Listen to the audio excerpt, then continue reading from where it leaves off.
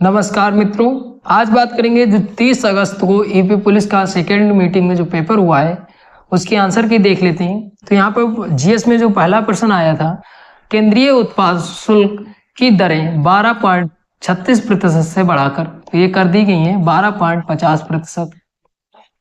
Option number जो D वाला है वो सही हो जाएगा। फिर यहाँ पे सोशल मीडिया पर जो हैशटैग, ये सभी बच्चों को पता होगा, सभी रील्स वगैरह सभी देखते हैं। हैशटैग जो होता है वो जुड़ाव के लिए लगाया जाता है, ताकि जिसकी अच्छी रीच है जिस वीडियो पे उसी का हैशटैग लगा के अपनी वीडियो भी मतलब डालते हैं, तो ये होगा जुड़ाव के लिए और पहुंच बढ़ाने के लिए ये होता है हैशटैग। फिर अगला प्रश्न पूछा गया था चतुर्भुज सुरक्षा संवाद, तो ये जो है वो ऑप्शन नंबर डी वाला सही होगा। सुरक्षा उद्देश्यों के लिए समुद्री सहयोग बढ़ाएं। फिर यहाँ पे अगला प्रश्न पूछा गया था 2016 में भारत में लागू विमुद्रीकरण नीति का प्राथमिक उद्देश्य, तो ये जो है ऑप्शन नंबर सी वाला सही हो जाएगा, काले धन का अंकुश। फिर अगला प्रश्न देख लेते हैं। अगला प्रश्न पूछा गया था सिंधु जल संधि पर बस, तो ये जो हुआ था हस्ताक्षर वो 1960 में हुआ था। ऑप्शन नंबर जो होगा वो डी वाला सही हो जाएगा। अगला प्रश्न पूछा गया था अनुसंधान में डबल ब्लाइंड अध्ययन का उपयोग करने का मुख्य लाभ, तो ये जो है वो ऑप्शन नंबर ए वाला सही होगा। ये शोधकर्ता के पूर्व ग्रह को दूर करता है। फिर अगला प्रश्न पूछा गया था RDX का फुल फॉर्म पूछी गई थी, तो इसका जो फुल फॉर्म होता है वो ऑप्शन नंबर जो होगा वो ए वाला सही हो जाएगा, रिसर्च डेवलपमेंट एक्सप्लोसिव। फिर अगला प्रश्न पूछा गया था निम्नलिखित में से कौन सा सोशल मीडिया प्लेटफॉर्म नहीं है, तो देख लीजिए इंस्टाग्राम भी सोशल मीडिया प्लेटफॉर्म है और फेसबुक भी है और ट्विटर भी है, तो ये जो है नौकरी नहीं है, ये भी याद रखिएगा।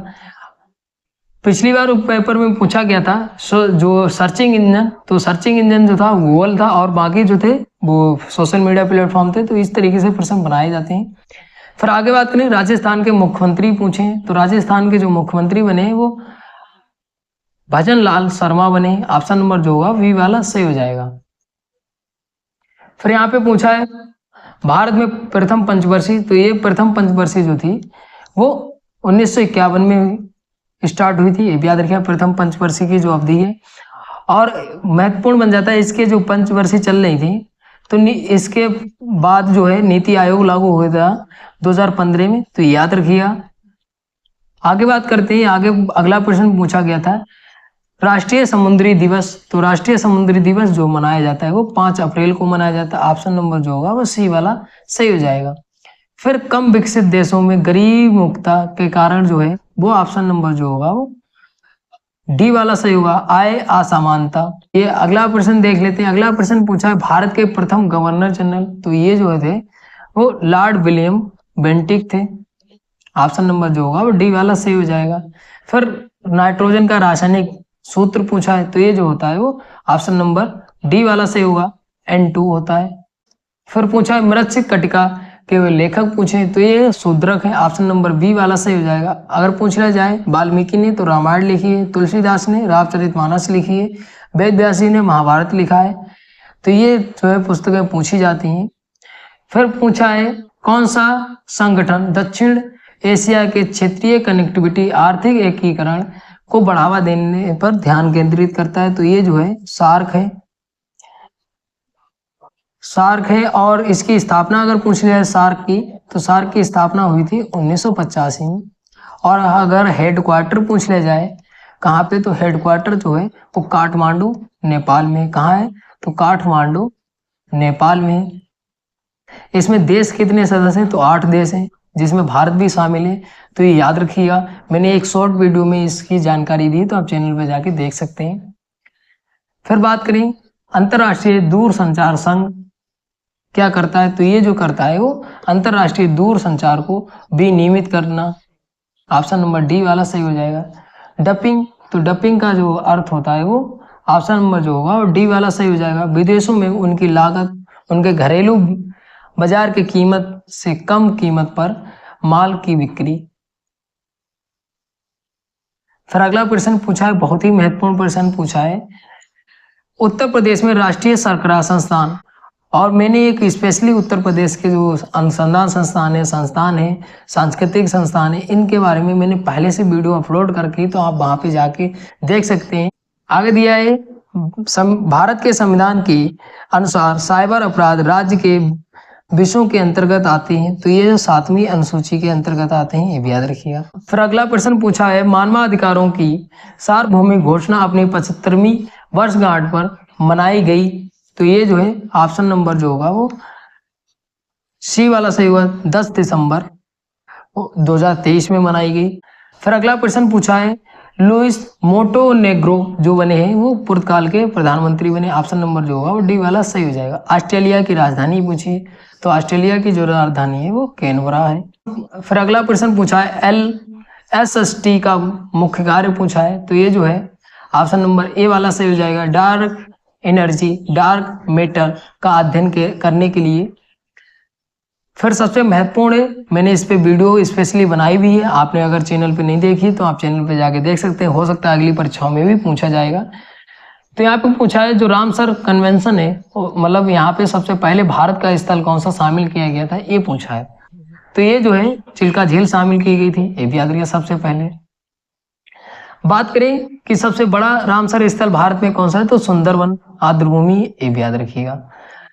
महत्वपूर्ण इसलिए बन जाता है क्योंकि अब जो वर्तमान की बात करें तो 85 स्थल हो चुके हैं, मतलब रामसर साइट्स कितनी हो चुकी हैं भारत में, 85 हो चुके हैं। 5 जो हैं वो कब जोड़ी गई थी, तो फरवरी के टाइम पे, और 2 जो हैं वो जून के टाइम पे जोड़ी गई थी। 2 जो हैं साइट्स वो कहाँ की हैं, तो बिहार की हैं। कौन कौन सी, तो नकटी और नागी, तो ये जो साइट्स हैं वो बिहार की 2 साइट्स हैं। और अभी हाल ही में 14 अगस्त को 3 साइट्स जोड़ी गई, कहाँ की हैं, तो 3 साइट्स जो हैं 2 तमिलनाडु की हैं, 2 कहाँ की हैं, तो तमिलनाडु की हैं, और एक जो है वो MP की है, मतलब मध्य प्रदेश की। 2 अभी हाल ही में जो जोड़ी गई हैं वो नंजरायण पक्षी अभ्यारण्य और जो है काजू वैली पक्षी अभ्यारण्य जो है वो तमिलनाडु का है, और तवा जलाशय जो है मध्य प्रदेश का है। कुल मिला के आपको ये याद रखना है जो रामसर साइट्स हैं वो भारत में 85 हो चुकी हैं, और हाल ही में जो अभी जोड़ी गई, एक करंट में भी प्रश्न बनाया जा सकता है। और मैंने एक स्पेशली वीडियो बनाई है रामसर साइट्स के बारे में, वहाँ पे मैंने जितनी भी साइट्स हैं भारत की लिस्ट दिखाई है बाकायदा, तो उसमें जाके आप देख सकते हैं। इसके अलावा उसके वीडियो को अगर आपने देख लिया तो उसके अलावा कहीं से भी प्रश्न पूछा नहीं जाएगा। आइए आगे बात कर लेते हैं। अगला प्रश्न पूछा है कि RBI का कार्य नहीं है, यहाँ पे प्रश्न पूछा RBI का कार्य नहीं है, तो यहाँ पे शेयर बाजार को विनियमित करना RBI का जो कार्य नहीं है।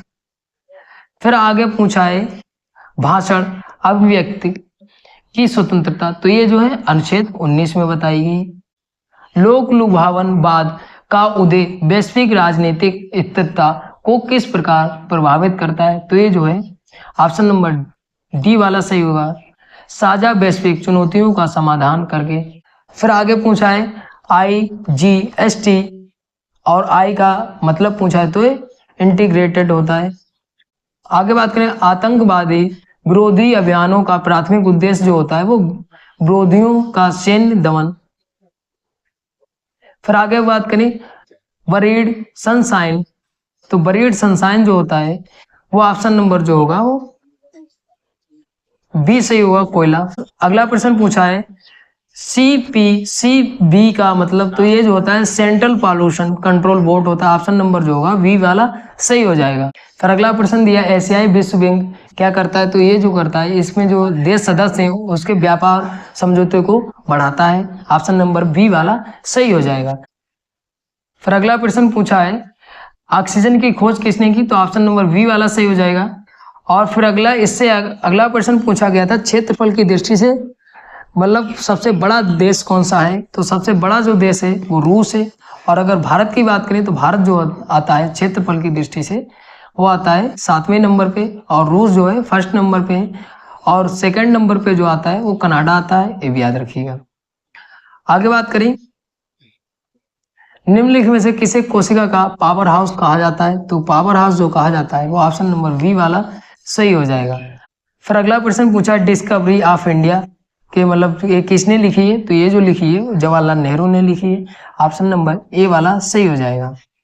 फिर यहाँ पे पूछा है 2016 में जो नोटबंदी हुई थी उसमें अंतिम तिथि जो थी वो नोट प्रस्तुत करने की कौन सी थी, तो ऑप्शन नंबर जो होगा बी वाला सही हो जाएगा। 30 दिसंबर थी, ये भी याद रखिए 30 दिसंबर थी। तो इतने जीएस के प्रश्न पूछे गए थे और सोल्यूशन आपको जल्दी ही मिल जाएगा। मिलते हैं अगली वीडियो में, धन्यवाद।